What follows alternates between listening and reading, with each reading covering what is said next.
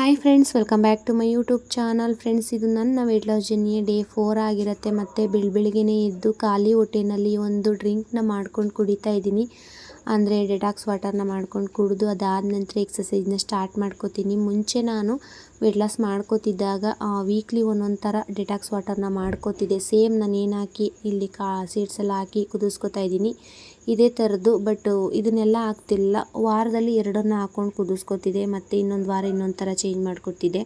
ಆ ಥರ ಎಲ್ಲ ಮಾಡೋದ್ರ ಬದಲು ಡೈರೆಕ್ಟಾಗಿ ಎಲ್ಲ ಥರದ ಕಾಳುಗಳು, ಅಂದರೆ ಡೆಟಾಕ್ಸ್ ವಾಟರ್ಗೆ ಯಾವ ರೀತಿ ಯೂಸ್ ಮಾಡ್ತಿದ್ದೆ ಸೀಡ್ಸ್, ಅದನ್ನೆಲ್ಲ ಯೂಸ್ ಮಾಡಿ ಒಂದು ಸಲನೇ ಕುದಿಸ್ಕೊಂಡು ಕುಡಿತು ಅಂದರೆ ಮತ್ತೆ ವಾರ ವಾರ ಚೇಂಜ್ ಮಾಡೋ ಅವಶ್ಯಕತೆ ಇಲ್ಲ ಅಂತ ಹೇಳ್ಬಿಟ್ಟು ನಾನಿಲ್ಲಿ ಈ ಒಂದು ಐಡಿಯಾನ ಉಪಯೋಗಿಸಿ ಮಾಡ್ಕೋತಾ ಇದ್ದೀನಿ. ಮತ್ತು ಇದಕ್ಕೆ ಮೆಂತ್ಯನೂ ಕೂಡ ಸೇರಿಸ್ಕೋಬೋದು. ಬಟ್ ನಾನು ಮೆಂತ್ಯ ನೀರನ್ನು ಕುಡಿಯೋದ್ರಿಂದ ಮೆಂತ್ಯನ ಸ್ಕಿಪ್ ಮಾಡಿ ಬೇರೆ ಉಳಿದಂಥ ಸೀಡ್ಸ್ಗಳನ್ನ ಹಾಕ್ಕೊಂಡು ಡೆಟಾಕ್ಸ್ ವಾಟರ್ನ ಮಾಡ್ಕೊಂಡು ಕುಡಿದು ಅದಾದ ನಂತರ ಎಕ್ಸಸೈಸ್ನ ಮಾಡ್ಕೋತೀನಿ. ಈ ಒಂದು ಡೆಟಾಕ್ಸ್ ವಾಟರ್ನ ಎಕ್ಸಸೈಸ್ ಮಾಡ್ಕೊಳ್ಳೋದು ಇನ್ನೊಂದು 1/4 ಗಂಟೆ ಅನ್ನೋ ಅಷ್ಟರಲ್ಲಿ ಮಾಡ್ಕೊಂಡು ಕುಡಿದು ಅದಾದ ನಂತರ ಎಕ್ಸಸೈಸ್ ಮಾಡ್ಕೋತು ಅಂತ ಅಂದರೆ ಆರಾಮಾಗಿ ನಮ್ಮ ದೇಹದಲ್ಲಿರ್ತಕ್ಕಂಥ ಫ್ಯಾಟ್ ಬರ್ನ್ ಆಗೋಗುತ್ತೆ. ಮತ್ತು ನಾನು ಸ್ವಲ್ಪ ಟೈಮ್ ಇರಲಿಲ್ಲ ಇವತ್ತು, ಹಾಗಾಗಿ ಎಕ್ಸಸೈಸ್ ಎಲ್ಲ ಮಾಡ್ಕೊಳ್ಳೋಕೆ ಹೋಗಲಿಲ್ಲ. ಸ್ಕಿಪ್ಪಿಂಗ್ ಮಾಡ್ಕೊಳ್ಳೋಣ ಅಂತೇಳಿ ನಾನಿಲ್ಲಿ ಸ್ಕಿಪ್ಪಿಂಗ್ನ ಮಾಡ್ಕೋತಾ ಇದ್ದೀನಿ. ಸ್ಕಿಪ್ಪಿಂಗ್ ಮಾಡ್ಕೊಳ್ಳೋದ್ರಿಂದನೂ ಕೂಡ ನಮ್ಮ ಓವರಾಲ್ ಬಾಡಿಗೆ ಎಕ್ಸಸೈಸ್ ಆದಂಗೆ ಆಗುತ್ತೆ ಮತ್ತು ಫ್ಯಾಟು ಕೂಡ ಚೆನ್ನಾಗಿ ಬರ್ನ್ ಆಗುತ್ತೆ. ನಿಮಗೆ ಎಷ್ಟು ಕೌಂಟ್ಸ್ ಆಗುತ್ತೆ ನಿಮ್ಮ ಕೈಯಲ್ಲಿ ಅಷ್ಟು ಕೌಂಟ್ಸ್ಗಳನ್ನ ಮಾಡ್ಕೊಳ್ಳಿ. ತುಂಬ ಜಾಸ್ತಿ ಏನು ಮಾಡ್ಕೊಳ್ಳೋ ಅವಶ್ಯಕತೆ ಏನು ಬೇಡ. ಏನಕ್ಕಪ್ಪ ಅಂತಂದರೆ ಏನಾದರೂ ಹೊಸ್ದಾಗಿ ಡಯೆಟ್ನ ಸ್ಟಾರ್ಟ್ ಮಾಡ್ಕೊಂಡಿತ್ತು ಅಂದರೆ ಫಸ್ಟು ಫುಡ್ ಕಂಟ್ರೋಲ್ಗೆ ಅಡ್ಜಸ್ಟ್ ಆಗಬೇಕಾಗತ್ತೆ. ಅದಾದ ನಂತರ ವಾಕ್ನ ಮಾಡ್ಕೋತಾ ಬನ್ನಿ. ಅದಾದಮೇಲೆ ಎಕ್ಸಸೈಸ್ನ ಸ್ಟಾರ್ಟ್ ಮಾಡಿ. ಡೇ ಫಸ್ಟೇ ನೀವು ಫುಡ್ ಕಂಟ್ರೋಲು, ವಾಕು, ಎಕ್ಸಸೈಸು ಇದನ್ನೆಲ್ಲ ಮಾಡ್ಕೊಬಿಡ್ತು ಅಂದರೆ ತುಂಬಾ ಹಿಂಸೆ ಆಗುತ್ತೆ. ನಮ್ಮ ದೇಹಕ್ಕೆ ರೆಸ್ಟೇ ಇರಲ್ಲ, ಆ ರೀತಿ ಆಗಿಬಿಡುತ್ತೆ. 1-2-3 ದಿನ ಮಾಡಿಬಿಡ್ತೀರಾ, ಅದಾದ ನಂತರ ಸ್ಟಾಪ್ ಮಾಡ್ತೀರಾ. ಆ ತಪ್ಪನ್ನು ಮಾಡೋದಕ್ಕೆ ಹೋಗ್ಬೇಡಿ. ಸ್ಟೆಪ್ ಬೈ ಸ್ಟೆಪ್ಪು ಅಡ್ಜಸ್ಟ್ ಮಾಡ್ಕೋತಾ ಬನ್ನಿ. ನಾನು ಫಸ್ಟು ಸ್ಟಾರ್ಟ್ ಮಾಡಿಕೊಂಡಾಗ ಇದೇ ರೀತಿ ಮಾಡಿದ್ದು. ಬಟ್ ಈಗಾಗಲೇ ನಾನು ಡೇ 1ಇಂದ ಡೇ 65ನ ಕಂಪ್ಲೀಟ್ ಮಾಡ್ಕೊಂಡಿರೋದ್ರಿಂದ ಅಷ್ಟಾಗಿ ನನಗೇನು ಆಯಾಸ ಅಂತೇನು ಅನಿಸಲ್ಲ. ಹಾಗಾಗಿ ಒಂದೊಂದು ದಿನ ಮಿಸ್ ಆದಾಗ ಈ ರೀತಿ ಸ್ಕಿಪ್ಪಿಂಗ್ ಆಗಿರ್ಬೋದು, ಇನ್ನು ಬೇರೆ ಬೇರೆ ಯಾವುದಾದ್ರೂ ಸಿಂಪಲಾಗಿರ್ತಕ್ಕಂಥ ಎಕ್ಸಸೈಸ್ನ ಮಾಡ್ಕೋತೀನಿ. ಮತ್ತು ವಾಕಿಗೆಲ್ಲ ಹೋಗ್ತಾಯಿಲ್ಲ. ಏನಕ್ಕಂತಂದರೆ ನೋಡ್ತಾ ಇದ್ದೀರಲ್ಲ ನನ್ನ ವೀಡಿಯೋಸು, ನಾನು ಮಂಡ್ಯಗೆ ಅಪ್ ಆ್ಯಂಡ್ ಡೌನ್ ಮಾಡ್ತಾಯಿದ್ದೀನಿ. ಚಿಂಟುನ ಟ್ಯೂಷನ್ಗೆ ಕರ್ಕೊಂಡು ಹೋಗೋದು ಮಾಡ್ತಾಯಿದ್ದೀನಿ. ಅಲ್ಲೇ ಸ್ವಲ್ಪ ಬಸ್ ಏನಾದರೂ ಸಿಗಲಿಲ್ಲ ಅಂತ ಅಂದರೆ ಮತ್ತು ಇಲ್ಲಿಂದ ನಾನು ಬಸ್ ಹತ್ತಬೇಕು ಅಂದರೆ ಸ್ವಲ್ಪ 1 ಕಿಲೋಮೀಟರ್ ಅಷ್ಟು ನಡ್ಕೊಂಡು ಹೋಗಬೇಕು. ಬಸ್ ರಶ್ ಇತ್ತು ಅಂದ್ರೂ ಕೂಡ ಬಸ್ ಒಳಗಡೆ ನಿಂತ್ಕೊಂಡೇ ಬರಬೇಕು. ಹಾಗಾಗಿ ಕಾಲೆಲ್ಲ ನೋವು ಬರುತ್ತೆ. ಇನ್ನು ಅಲ್ಲೂ ಕೂಡ ಸ್ವಲ್ಪ ವಾಕ್ ಆದಂಗೆ ಆಗುತ್ತಲ್ಲ ಅಂತೇಳಿ ವಾಕ್ನ ಮಾಡ್ಕೋತಾ ಇಲ್ಲ. ಇನ್ನು ಮುಂದಿನ ದಿನಗಳಲ್ಲಿ ಸ್ಟಾರ್ಟ್ ಮಾಡ್ಕೋಬೇಕು ಅಂತಲೂ ಕೂಡ ಅಂದ್ಕೊಂಡಿದ್ದೀನಿ. ನೋಡೋಣ, ಟೈಮೆಲ್ಲ ಬ್ಯಾಲೆನ್ಸ್ ಆಯಿತು ಅಂದರೆ ವಾಕು ಕೂಡ ಮಾಡ್ಕೊಳ್ಳೋಣ ಅಂತ ಅಂದ್ಕೊಂಡಿದ್ದೀನಿ. ಇನ್ನು ಎಕ್ಸಸೈಸ್ ಎಲ್ಲ ಮಾಡ್ಕೋತಾ ಇದ್ದೀನಿ. ಇವಾಗ ಜಸ್ಟ್ ಒಂದು 20 ಮಿನಿಟ್ಸ್ ಅಷ್ಟು ಮಾಡ್ಕೋತಾ ಇದ್ದೀನಿ, ಸಾಕು. ತುಂಬಾ ಫುಡ್ ಕಂಟ್ರೋಲ್ ಇರ್ತೀನಿ ನಾನು. ಹಾಗಾಗಿ ಎಕ್ಸಸೈಸ್ ಜಾಸ್ತಿ ಮಾಡ್ಕೊಬಿಡ್ತು ಅಂದರೆ ಆಯಾಸ ಆಗುತ್ತೆ ಅಂತೇಳಿ ನನಗೆ ನನ್ನ ದೇಹಕ್ಕೆ ಆಯಾಸ ಆಗ್ದಂಗೆ ನನಗೆ ಎಷ್ಟು ಬೇಕೋ ಅಷ್ಟನ್ನು ಮಾಡ್ಕೋತಾ ಇದ್ದೀನಿ. ಇನ್ನು ನಾನು ಈ ರೀತಿ ಫುಡ್ಡು ಒಂದು ರೊಟೀನ ತೋರಿಸ್ತಾ ಇದ್ದೀನಿ. ನಿಮ್ಮ ದೇಹಕ್ಕೆ ಯಾವ ರೀತಿ ಅಡ್ಜಸ್ಟ್ ಆಗುತ್ತೆ ಆ ರೀತಿ ನೀವು ಬ್ಯಾಲೆನ್ಸ್ ಮಾಡ್ಕೋಬೇಕಾಗತ್ತೆ. ನಾನು ತಿಂದದನ್ನೇ ತಿನ್ನಬೇಕು ಅಂತೇನಿಲ್ಲ. ಇವಾಗ ನನಗೆ ವೆಯ್ಟ್ ಜಾಸ್ತಿ ಇರೋ ಕಾರಣ ಸ್ವಲ್ಪ ಸ್ಟ್ರಿಕ್ಟಾಗಿ ಮಾಡ್ಕೋತೀನಿ ನಾನು. ಇನ್ನು ನನಗಿಂತ ವೆಯ್ಟ್ ಕಮ್ಮಿ ಇತ್ತು, ಒಂದು 5-10 kg ಕಮ್ಮಿ ಇತ್ತು ಅಂತ ಅಂದರೆ ನೀವು ಸ್ವಲ್ಪ ಮುದ್ದೆ ತಿನ್ನೋದು, ಅದ್ರ ಜೊತೆಗೆ ಒಂದು ಬೌಲಷ್ಟು ರೈಸ್ ತಿನ್ನೋದು, ಈ ಥರದ್ದೆಲ್ಲ ಮಾಡ್ಕೋಬೋದು. ಅಂದರೆ ರೈಸ್ ಅಂದರೆ ಹೆವಿ ತಿನ್ನೋಕ್ಕೆ ಹೋಗಬೇಡಿ, ಸ್ವಲ್ಪ ತಿನ್ನಿ. ನಾನು ಒಂದು ಹಂತದವರೆಗೂ ವೆಯ್ಟ್ ಲಾಸ್ ಮಾಡಿಕೊಂಡು, ಅಂದರೆ ಸ್ಟ್ರಿಕ್ಟಾಗಿದ್ದು ವೆಯ್ಟ್ ಲಾಸ್ ಮಾಡಿಕೊಂಡು ಅದಾದಮೇಲೆ ಬ್ಯಾಲೆನ್ಸ್ ಮಾಡೋಣ ಅಂತ ಅಂದ್ಕೊಂಡಿರೋದು. ಅದಕ್ಕಾಗಿ ನಾನು ಜಾಸ್ತಿ ಫುಡ್ಡನ್ನು ತೊಗೊಳೋದಕ್ಕೆ ಹೋಗಲ್ಲ. ನಾನು ಜಾಸ್ತಿ ತೊಗೊಳ್ಳೋದೇನಪ್ಪ ಅಂತಂದರೆ ಹಣ್ಣು, ಹಸಿ ತರಕಾರಿ ಮತ್ತು ಡೆಟಾಕ್ಸ್ ವಾಟರು, ಮಜ್ಜಿಗೆ, ಈ ಥರದನ್ನು ಜಾಸ್ತಿ ತೊಗೊಳಕ್ಕೆ ಹೋಗ್ತೀನಿ. ಇನ್ನು ರೊಟ್ಟಿ ಈ ಥರದ್ದೆಲ್ಲ ಮಾಡ್ಕೊಂಡು ಅಂದರೆ ಒಂದು ತೀರಾ ಹಶ್ವಿದ್ದಾಗ 1-2 ತೊಗೋತೀನಿ. ಒಂದನ್ನು ತಿಂದಾಗ, ಒಂದೇ ಒಂದು ರೊಟ್ಟಿ ತಿಂದಾಗ ಇಲ್ಲ ಒಂದು ಚಪಾತಿ ತಿಂದಾಗ ಅದ್ರ ಜೊತೆಗೆ ಜಾಸ್ತಿ ತರಕಾರಿ ಪಲ್ಯಗಳು, ಇಲ್ಲಾಂದರೆ ಸೊಪ್ಪಿನ ಪಲ್ಯಗಳು, ಕಾಳಿನ ಪಲ್ಯಗಳು ಏನು ಮಾಡ್ಕೊಂಡಿರ್ತೀನಿ ಅದನ್ನು ಯಥೇಚ್ಛವಾಗಿ ತೊಗೋತೀನಿ. ಅದ್ರ ಜೊತೆ ವೆಜಿಟೇಬಲ್ಸ್ಗಳು, ಫ್ರೂಟ್ಸ್ಗಳು, ನೋಡ್ತಾ ಇರ್ತೀರಲ್ವ ನಾನು ಎಷ್ಟು ತಿಂತೀನಿ ಅಂತ. ಈ ಥರದ್ದೆಲ್ಲ ತಿಂದು ಬ್ಯಾಲೆನ್ಸ್ ಮಾಡ್ಕೋತೀನಿ. ಅಂದರೆ ಕ್ಯಾಲೋರಿ ಕಡಿಮೆ ಇರಬೇಕು, ನಮಗೆ ಹೊಟ್ಟೆ ತುಂಬ್ದಂಗೂ ಕೂಡ ಇರಬೇಕು. ಆ ರೀತಿ ಫುಡ್ ಮೀಲ್ನ ನಾವು ಮಾಡ್ಕೋಬೇಕಾಗತ್ತೆ. ಈ ಥರ ಎಲ್ಲ ಮಾಡ್ಕೋತು ಅಂದರೆ ಆರಾಮಾಗಿ ವೆಯ್ಟ್ ಲಾಸ್ನ ಮಾಡ್ಕೋಬೋದು. ಇನ್ನು ಕೆಲವೊಂದು ಟ್ರಿಕ್ಗಳನ್ನ ಬಳಸ್ಕೋಬೇಕು ನೀವು. ನಿಮಗೆ ಗೊತ್ತಾಗ್ಬಿಡುತ್ತೆ ನಿಮಗೆ ಹಶ್ವಾಗ್ತಾ ಇದೆಯಾ, ಇಲ್ಲ ಸುಸ್ತಾಗ್ತಾ ಇದೆಯಾ, ಇಲ್ಲ ಸಾಕು ಇಷ್ಟು ಊಟ ನನ್ನ ದೇಹಕ್ಕೆ ಅಂತ ಅನ್ನಿಸ್ತಾ ಇದೆಯಾ ಅಂತ ಗೊತ್ತಾಗುತ್ತೆ. ಸ್ವಲ್ಪ ಕ್ರಮೇಣವಾಗಿ ಕಡಿಮೆ ಮಾಡ್ಕೊಳ್ತಾ ಬರಬೇಕು. ದಿಢೀರಂತ ನೀವು ಕಡಿಮೆ ಮಾಡ್ಕೊಬಿಡ್ತು ಅಂದರೆ ಏನು ಮಾಡ್ತೀರಾ ಗೊತ್ತಾ, ಒಂದು ದಿನ ಮಾಡ್ತೀರಾ, 2 ದಿನ ಮಾಡ್ತೀರಾ, 3ನೇ ದಿನಕ್ಕೆ ವೆಯ್ಟ್ ಲಾಸ್ ಮಾಡ್ಕೊಳ್ಳೋದನ್ನು ಸ್ಟಾಪ್ ಮಾಡ್ತೀರಾ. ಅಯ್ಯೋ ಯಾರು ಮಾಡೋರು ಇದನ್ನೆಲ್ಲ, ಇಷ್ಟೊಂದು ಕಂಟ್ರೋಲ್ ಆಗಿರಬೇಕಾ, ಯಾರ ಕೈಲಾಗುತ್ತೆ, ಬೆಳಿಗ್ಗೆ ಎದ್ದು ವಾಕ್ ಅಂತೆ, ಎಕ್ಸಸೈಸ್ ಅಂತೆ, ಫುಡ್ ಕಂಟ್ರೋಲ್ ಅಂತೆ, ಮತ್ತು ಡೆಟಾಕ್ಸ್ ವಾಟರ್ ಇದೆಲ್ಲ ಯಾರು ಮಾಡ್ಕೊಂಡು ಕುಡಿತಾರೆ. ಮನೆಯವ್ರಿಗೆ ಮಾಡೋದು ಊಟನೇ ನಾವು ಆರಾಮಾಗಿ ತಿನ್ಕೊಂಡಿರೋಣ. ಯಾರಿಗೆ ಬೇಕು ವೆಯ್ಟ್ ಲಾಸ್ ಮಾಡೋದು ಅಂತೆಲ್ಲ ನೆಗ್ಲೆಕ್ಟ್ ಮಾಡೋಕ್ಕೆ ಹೋಗ್ಬಿಡ್ತೀರ. ಆ ರೀತಿ ಮಾಡ್ಕೊಳಕ್ಕೆ ಹೋಗ್ಬಿಡಿ. ನನಗೂ ಕೂಡ ಆ ರೀತಿ ಕೆಲವೊಂದು ಸಲ ಅನಿಸುತ್ತೆ, ಅಯ್ಯೋ ಇದನ್ನೆಲ್ಲ ಏನಕ್ಕೆ ಮಾಡ್ಕೋಬೇಕು ಅಂತ. ನಾವು ಚೆನ್ನಾಗಿ ಕಾಣಿಸ್ಬೇಕು ಮತ್ತು ನಮ್ಮ ಆರೋಗ್ಯನೂ ಕೂಡ ಚೆನ್ನಾಗಿರಬೇಕು ಅಂತ ಅಂದರೆ, ನಾವೇನಾದರೂ ವೆಯ್ಟ್ ಜಾಸ್ತಿ ಇತ್ತು ಅಂದರೆ ಖಂಡಿತವಾಗೂ ವೆಯ್ಟ್ ಕಡಿಮೆ ಮಾಡಿಕೊಳ್ಳೇಬೇಕು. ನಾನು ಆ ಉದ್ದೇಶದಿಂದನೇ ವೆಯ್ಟ್ ಲಾಸ್ನ ಮಾಡ್ಕೋತಾ ಇರೋದು. ನನಗೆ ಅದ್ರ ಬಗ್ಗೆ ಎಲ್ಲ ಸ್ವಲ್ಪ ಟ್ರಿಕ್ಕೆಲ್ಲ ಗೊತ್ತು. ನಂದು ವೆಯ್ಟ್ ಜಾಸ್ತಿ ಆದಾಗ ಕಡಿಮೆ ಮಾಡ್ಕೋತೀನಿ.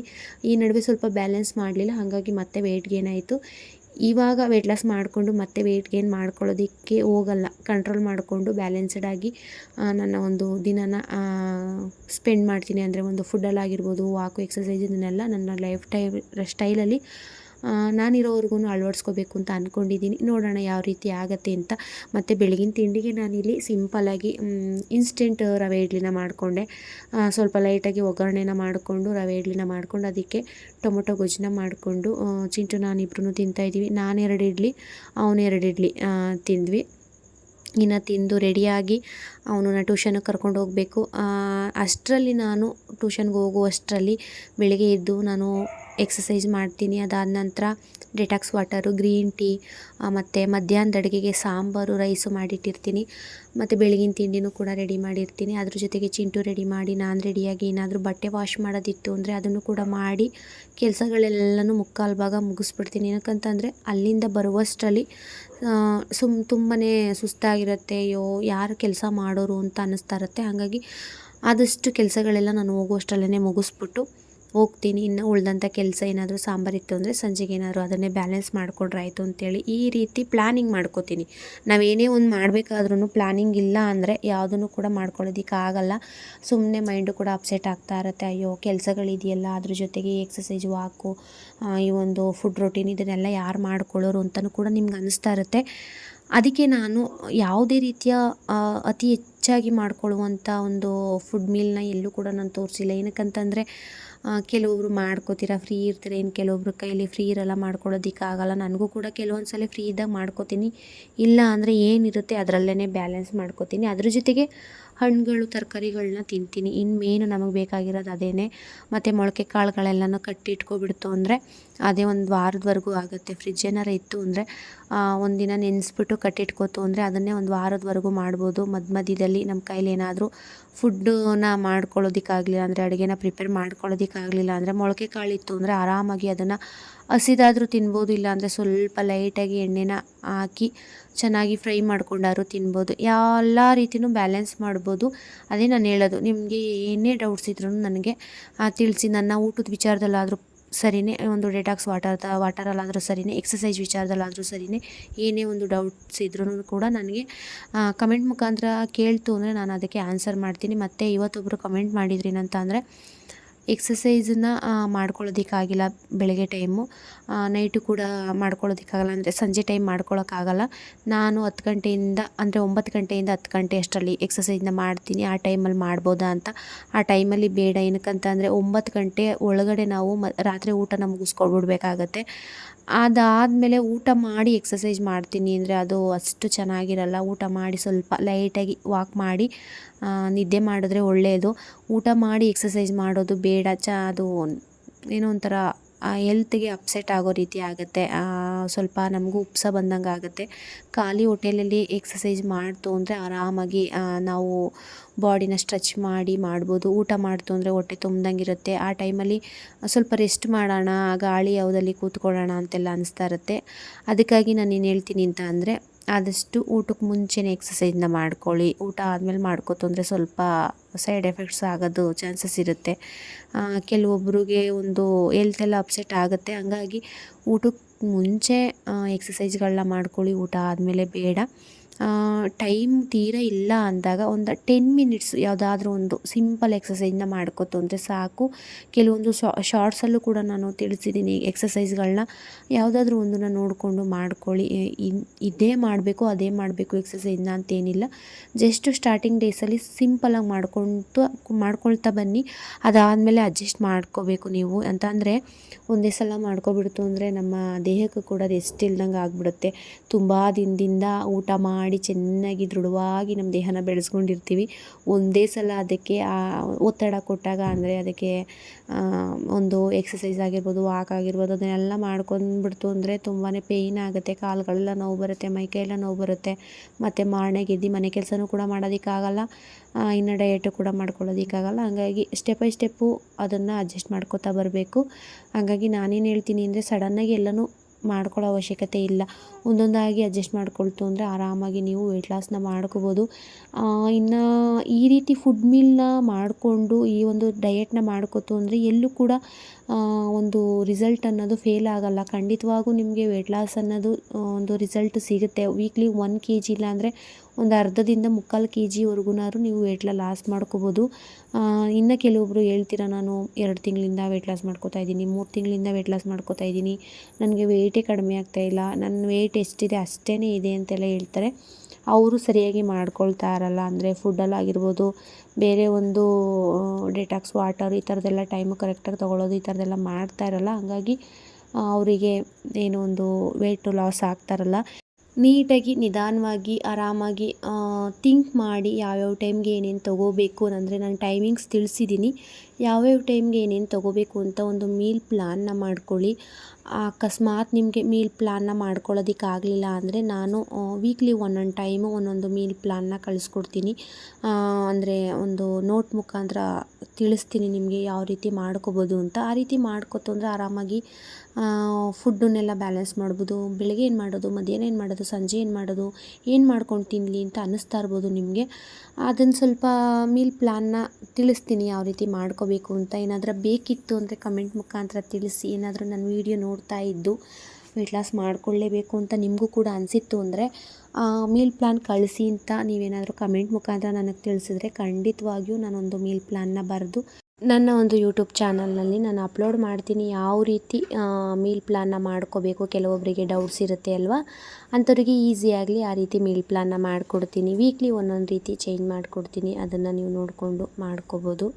ಮತ್ತು ಚಿಂಟುನ ಟ್ಯೂಷನಿಗೆ ಕಳ್ಸೋಕ್ಕೆ ಮುಂಚೆ ಊಟ ಮಾಡಿ ಕಳಿಸ್ತೀನಿ. ಅಂದರೆ 1 ಗಂಟೆ ಅಷ್ಟರಲ್ಲಿ ಅಲ್ಲಿಗೆ ಹೊರಟೋಗ್ತೀವಿ. ಮಧ್ಯಾಹ್ನದ ಊಟ ಟೈಮು ಆಗಿರುತ್ತೆ. ಬಾಕ್ಸಿಗೆಲ್ಲ ರೆಡಿ ಮಾಡ್ಕೊಂಡಿರ್ತೀನಿ. ಅಂದರೆ ಅನ್ನ ಸಾಂಬಾರು ಆಗಿರ್ಬೋದು, ಇಲ್ಲ ಮಜ್ಜಿಗೆನ್ನ ಆಗಿರ್ಬೋದು, ಇಲ್ಲ ಬೆಳಗ್ಗೆ ತಿಂಡಿ ಏನಾದರೂ ಮಾಡಿತ್ತು ಅಂದರೆ ಅದನ್ನೇ ತಿಂತಾನೆ ಅಂದರೆ ಅದನ್ನೇ ಇಟ್ಕೊತೀನಿ. ಇನ್ನು ನನಗೆ ನಾನಿಲ್ಲಿ ಕರ್ಬೂಜ ಹಣ್ಣನ್ನು ಕಟ್ ಮಾಡ್ಕೊಂಡಿದ್ದೀನಿ. ಮತ್ತು ಸೌತೆಕಾಯಿ, ಕ್ಯಾರೆಟ್ ಇದನ್ನೆಲ್ಲ ಕಟ್ ಮಾಡ್ಕೊಂಡು ತೊಗೊಂಡು ಬಂದಿದ್ದೀನಿ. ಅದನ್ನೇ ತಿನ್ನೋಣ ಸಾಕು ಅಂತೇಳಿ ಇನ್ಯಾವುದೇ ರೀತಿಯ ಫುಡ್ಡನ್ನು ತೊಗೊಂಡಿಲ್ಲ. ಅವನು ಮಜ್ಜಿಗೆನ ತಿಂತೀನಿ ಅಂತ ಹೇಳ್ದ ಅಂದ್ಬಿಟ್ಟು ಮಜ್ಜಿಗೆ ಅನ್ನನೇ ತೊಗೊಂಡು ಬಂದೆ. ಇನ್ನು ಮಜ್ಜಿಗೆನ ಸಪ್ರೇಟಾಗಿ ಒಂದು ಬಾಟ್ಲಿಗೆ ಹಾಕ್ಕೊಂಡು ಬರ್ತೀನಿ. ಡಯಟ್ ಮಾಡ್ತಿದ್ದಾಗ ಮಧ್ಯಾಹ್ನ ಟೈಮು ಊಟ ಆದಮೇಲೆ ಒಂದೊಂದು ಗ್ಲಾಸ್ನ ಮಜ್ಜಿಗೆನ ಆ್ಯಡ್ ಮಾಡ್ಕೊತು ಅಂದರೆ ಆರಾಮಾಗಿ ವೆಯ್ಟ್ ಲಾಸ್ ಮಾಡ್ಕೋಬೋದು. ಇನ್ನು ಅವನಿಗೂ ಕೂಡ ಊಟ ಮಾಡಿಸಿ ಮಜ್ಜಿಗೆ ಎಲ್ಲ ಕುಡಿಸಿ ನಾನು ಕೂಡ ಕುಡಿದು ಫ್ರೆಂಡ್ ಏನೋ ಸ್ವಲ್ಪ ಶಾಪಿಂಗ್ ಇತ್ತು ಅಂತ ಹೇಳಿದ್ರು, ಹೊರಗೆ ಬಂದ್ವಿ. ಇನ್ನು ಔಟ್ಸೈಡ್ ಗೋಲ್ಗಪ್ಪ ತಿನ್ನೋಣ ಬಾ ಅಂದ್ಲು. ನಾನು ಡಯಟಲ್ಲಿದ್ದೀನಿ, ನಾನಂತೂ ತಿನ್ನಲ್ಲ, ನೀನು ತಿನ್ನು ಹೆಂಗಾದರೂ ಸರಿ ಅಂತ ಹೇಳ್ಬಿಟ್ಟು ನಾನು ತಿನ್ನೋದಕ್ಕೆ ಹೋಗಲಿಲ್ಲ. ಅವಳು ನಗಾಡಿಕೊಂಡು ತಿಂದಳು, ಅದೆಷ್ಟು ಡಯಟ್ ಮಾಡ್ತೀಯ ನೀನು ಅಂತೇಳಿ. ಅದಾದಮೇಲೆ ಶಾಪಿಂಗೆಲ್ಲ ಮುಗಿಸ್ಕೊಂಡು ಚಿಂಟು ಟ್ಯೂಷನ್ ಪ್ಲೇಸ್ ಹತ್ರ ಬರ್ತೀವಿ. ಅಂದರೆ ಮಧ್ಯಾಹ್ನ 1 ಗಂಟೆಯಿಂದ 4 ಗಂಟೆವರೆಗೂ ಕೂತಂಗೆ ಕೂರಬೇಕು. ಅದರಲ್ಲಿ ಬೇರೆ ಬಸ್ಸಲ್ಲಿ 2 ಅವರ್ ಜರ್ನಿ ಮಾಡಿರ್ತೀವಿ. ಮತ್ತು 4 ಗಂಟೆ ಆದಮೇಲೆ ಇಲ್ಲಿಂದ ಒಂದು 2 ಅವರ್ ಜರ್ನಿ ಮಾಡ್ತೀವಿ. ಹಾಗಾಗಿ ತುಂಬಾ ಬೇಜಾರಾಗುತ್ತೆ. ಎಲ್ಲಾದರೂ ಹೊರಗಡೆ ತಿರುಗಾಡ್ಕೊಂಡು ಬರೋಣ ಅಂತ ಅಂದ್ಕೊಂಡು ಆ ಟೈಮಲ್ಲಿ ಶಾಪಿಂಗ್ ಮಾಡಬೇಕು ಅಂತ ಅಂದ್ಲಲ್ಲ ಅಂತೇಳಿ ಹೊರಗೆ ಬಂದಿದ್ದೀವಿ. ಮುಗಿಸ್ಕೊಂಡು ಹೋಗಿ ಅಷ್ಟರಲ್ಲಿ ಟ್ಯೂಷನ್ ಕ್ಲಾಸು ಕೂಡ ಮುಗಿಯುತ್ತೆ. ಅವನನ್ನ ವಾಪಸ್ ಕರ್ಕೊಂಡು ಬರಬೇಕು. ಇನ್ನು ಹೇಳ್ತಿದ್ನಲ್ವ, ವೆಯ್ಟ್ ಲಾಸ್ ಅನ್ನೋದನ್ನು ಮಾಡ್ಕೋಬೇಕು. ಏನಕ್ಕಂತ ಅಂದರೆ ತುಂಬಾ ಜನ ನಮ್ಮ ಬಾಡಿ ಶೇಮಿಂಗ್ನ ಮಾಡ್ತಾ ಇರ್ತಾರೆ. ಈ ಒಂದು ಬಾಡಿ ಶೇಮಿಂಗ್ ಅನ್ನೋ ಒಂದು ವರ್ಡ್ ಇದೆಯಲ್ಲ, ಅದನ್ನು ಕಂಡ್ರೆ ನನಗೆ ಇರಿಟೇಷನ್ ಆಗುತ್ತೆ. ಏನಕ್ಕಂತಂದರೆ ನನಗೂ ಕೂಡ ಆ ಒಂದು ಬಾಡಿ ಶೇಮಿಂಗ್ನ ಮಾಡಿದ್ದಾರೆ. ಆ ಒಂದು ಪರಿಸ್ಥಿತಿನೆಲ್ಲ ಫೇಸ್ ಮಾಡಿ ಇವಾಗ ಯಾವುದನ್ನು ಕೂಡ ನಾನು ಹರ್ಟ್ ಮಾಡ್ಕೊಳ್ಳೋದಕ್ಕೆ ಹೋಗಲ್ಲ. ಯಾರಾದರೂ ಏನಾದರೂ ಅಂದ್ರೂ ಕೂಡ ನಾನು ಬೇಜಾರು ಮಾಡ್ಕೊಳ್ಳೋದಕ್ಕೆ ಹೋಗಲ್ಲ. ಆರಾಮಾಗಿ ಜನಗಳಿರೋ ಜಾಗದಲ್ಲಿ ಓಡಾಡ್ತಾ ಇದ್ದೀನಿ. ಮುಂಚೆ ಎಲ್ಲ ಯಾವ್ದಾದ್ರು ಫಂಕ್ಷನ್ನು ಏನಾದರೂ ಹೊರಗೆ ಹೋಗಬೇಕು ಅನ್ನೋದಿದ್ರೆ ಸ್ವಲ್ಪ ಅವಾಯ್ಡ್ ಮಾಡ್ತಿದ್ದೆ, ಹೋಗ್ತಿರ್ಲಿಲ್ಲ. ಇವಾಗ ಏನಕ್ಕೆ ನಾನು ಆ ರೀತಿ ಮಾಡ್ಕೋಬೇಕು, ನನ್ನ ಬಾಡಿ ನಾನು ಕಡಿಮೆನಾರು ಮಾಡ್ಕೋತೀನಿ, ಜಾಸ್ತಿನಾರು ಮಾಡ್ಕೋತೀನಿ. ಬೇರೆಯವರೆಲ್ಲ ಮಾತಾಡ್ತಾರೆ ಅಂತೇಳಿ ಅವ್ರ ಮಾತಿಗೆ ತಲೆ ಕೆಡಿಸ್ಕೊಂಡು ನಾನು ಎಲ್ಲೂ ಹೊರಗಡೆ ಹೋಗ್ತೀನಿ ಎಂಜಾಯ್ ಮಾಡ್ತೀನಿ ಇತ್ತು ಅಂದರೆ ನನಗೇ ಲಾಸ್ ಆಗೋದು. ವೆಯ್ಟ್ ಲಾಸ್ ಮಾಡ್ಕೊಳ್ಳೋಣ, ಏನಕ್ಕೆ ಮಾಡ್ಕೊಳ್ಳೋದಕ್ಕಾಗಲ್ಲ, ಆರಾಮಾಗಿ ಮಾಡ್ಕೋಬೋದು. ನಾನು ಕೂಡ ಪ್ರೂವ್ ಮಾಡಿ ತೋರಿಸ್ತೀನಿ ನಾನೇನು ಅಂತೇಳಿ ಆದಷ್ಟು ನನ್ನನ್ನು ನಾನೇ ಮೋಟಿವೇಶನ್ ಮಾಡ್ಕೋತೀನಿ. ನಿಮಗೂ ಕೂಡ ಈ ರೀತಿ ಅನಿಸಿರುತ್ತೆ ಅಲ್ವಾ, ದಪ್ಪ ಇದ್ದೀವಿ ಯಾರು ಏನಾರು ಅನ್ಕೋತಾರೇನೋ, ಮತ್ತು ನಮ್ಮ ಬಾಡಿನ ಶೇಮ್ ಮಾಡ್ತಾರೆ ಅಂದರೆ ಬಾಡಿ ಶೇಮಿಂಗ್ ಮಾಡೋದು, ಇದೆಲ್ಲ ನಿಮಗೂ ಕೂಡ ಅನುಭವಕ್ಕೆ ಬಂದಿರುತ್ತೆ. ನನಗೂ ಕೂಡ ತುಂಬಾ ಬಂದಿದೆ. ನನಗೂ ಕೂಡ ತುಂಬಾ ಹರ್ಟ್ ಮಾಡಿರೋರು ಇದ್ದಾರೆ. ಅವ್ರ ಮುಂದೆ ನಾನು ಆಲ್ರೆಡಿ ನನ್ನ ಒಂದು ಸೆಲ್ಫ್ನ ಪ್ರೂವ್ ಮಾಡ್ಕೊಂಡಿದ್ದೀನಿ. ವೆಯ್ಟ್ ಲಾಸ್ ಮಾಡಿಕೊಂಡು 20 kg ನಾನು ವೆಯ್ಟ್ ಲಾಸ್ನ ಮಾಡ್ಕೊಂಡಿದ್ದು. 85ಇಂದ 64ವರೆಗೂ ನನ್ನ ವೆಯ್ಟು ಬಂದಿತ್ತು. ಅದಾದ ನಂತರ ಇನ್ನೂ ಚೆನ್ನಾಗಿ ವೆಯ್ಟ್ ಲಾಸ್ ಮಾಡ್ಕೋತಾನೆ ಇದ್ದೆ, ಒಂದು 55ವರೆಗೂ ಬರಬೇಕು ಅಂತೇಳಿ.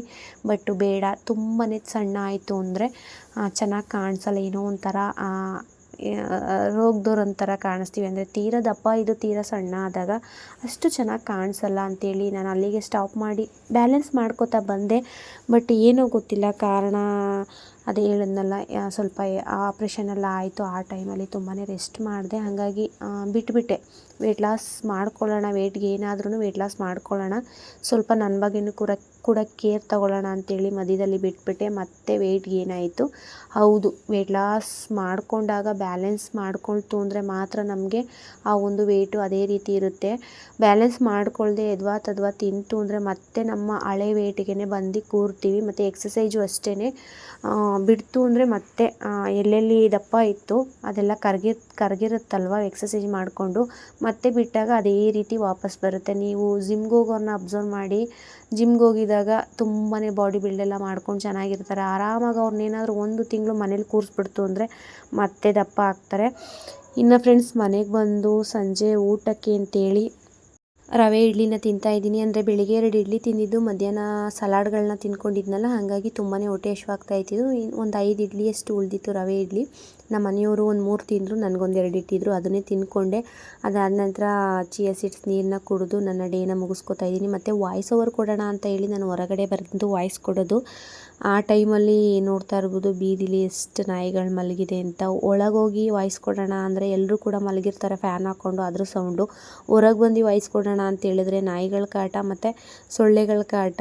ನಾನು ಕಷ್ಟಪಟ್ಟು ವೀಡಿಯೋಸ್ ಮಾಡಲೇಬೇಕು, ಎಡಿಟಿಂಗ್ ಮಾಡಲೇಬೇಕು, ವಾಯ್ಸ್ ಕೊಡಲೇಬೇಕು ಅಂತೇಳಿ ಹೊರಗೆ ಬಂದು ಸೊಳ್ಳೆ ಕೈಲಿ ಕಚ್ಚಿಸ್ಕೊಂಡು ಅವನ್ನ ಓಡಿಸಿ ಸೊಳ್ಳೆ ಬ್ಯಾಟ್ ಜೊತೆಲಿ ಇಟ್ಕೊಂಡು ಕೂತ್ಕೊಂಡು ವಾಯ್ಸ್ನ ಕೊಡೋದು. ಇದೇ ರೀತಿ ಕಷ್ಟಪಟ್ಟು ನನ್ನ ಯೂಟ್ಯೂಬ್ ಚಾನಲ್ನ ಗ್ರೋತ್ ಮಾಡ್ಕೋಬೇಕು. ಮತ್ತು ಯಾರೆಲ್ಲ ನನಗೆ ಹೌಸ್ ವೈಫ್ಗಳು ದಪ್ಪ ಇದ್ದೀರಾ ಅಂಥವ್ರು ನಾನು ವೀಡಿಯೋಸ್ ನೋಡಿಕೊಂಡು ವೆಯ್ಟ್ ಲಾಸ್ ಮಾಡ್ಕೊಳ್ಳಿ ಅನ್ನೋ ಉದ್ದೇಶದಿಂದ ವೀಡಿಯೋಸ್ ಎಲ್ಲ ಅಪ್ಲೋಡ್ ಮಾಡ್ತಾಯಿದ್ದೀನಿ. ಇನ್ನು ಯಾರೆಲ್ಲ ಕೊನೆಯವರೆಗೂ ತುಂಬಾ ಪೇಷನ್ಸಿಂದ ನನ್ನ ವೀಡಿಯೋನ ನೋಡ್ತಾ ಇದ್ದೀರಿ, ಎಲ್ರಿಗೂ ಕೂಡ ತುಂಬ ಹೃದಯದ ಧನ್ಯವಾದಗಳನ್ನ ತಿಳಿಸ್ತಾ, ಇನ್ನು ನಾಳಿನ ವೀಡಿಯೋಗಾಗಿ ಕಾಯ್ತಾ ಇರಿ. ಅಲ್ಲಿವರೆಗೂ boy and good night friends.